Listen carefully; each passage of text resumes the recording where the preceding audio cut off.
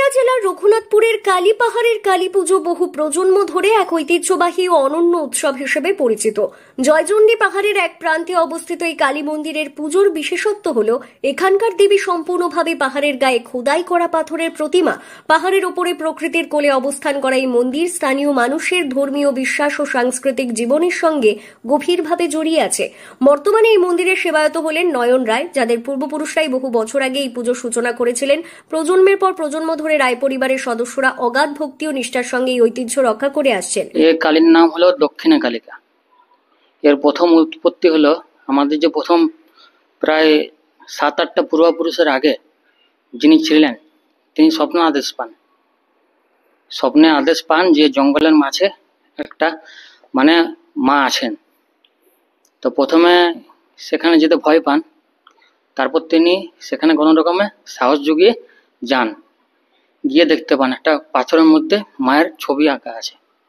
দেখা পাওয়ার পর পূজা করেন, কাউকে কিছু না বলে।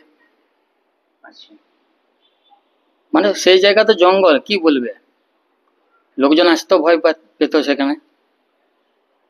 তারপর আস্তে আস্তে মন্দির নির্মিত হয়। মন্দির অনেক পরে নির্মিত হয়। এই তো মন্দির মনে হয় খুব জোর 70 থেকে 100 বছর আগে হয়েছে। মন্দিরের সেবায়ত নয়ন রায় জানান, আমাদের পরিবারের 7 থেকে 8 পুরুষ আগের এক পূর্বপুরুষ কালী পাহাড়ের ঘন জঙ্গল থেকে একটি পাথর সংগ্রহ করেন এবং সেই পাথরকে দেবী কালী রূপে প্রতিষ্ঠা করেন। পরবর্তীকালে সেই পাথরে খোদাই করে নির্মিত হয় দেবীর প্রতিমা। সেখান থেকে শুরু হয় কালী পাহাড়ের এই মহাপুজো। পরবর্তী সময় স্থানীয় মানুষের সহযোগিতায় গড়ে তোলা হয় আজকের এই পাথর খোদাই দেবীর কালী মন্দির। দেবী এখানে দক্ষিণা কালী রূপে বিরাজমান। নয়ন রায় আরও জানান, আমাদের পূর্বপুরুষরা যেভাবে এই পুজো আরম্ভ করেছিলেন, আজও আমরা সেই পুরনো নিয়ম নীতি ও প্রথা অক্ষুণ্ণ রেখেই পুজো সম্পন্ন করি। বর্তমানে আপনারা পুজো চালিয়ে আসছেন? হ্যাঁ, এখন চালিয়ে আসছি আমরা। কত বংশ চলছে এটা? ওই তো বললাম, আমাদের প্রায় 7-8টা পূর্বপুরুষ আগে করতো। পুজোর নিয়ম একই আছে, হয়তো মন্ত্রপাঠ একটু বাড়তি হয়েছে বা কম হয়েছে, ও নিয়ম কিন্তু একই।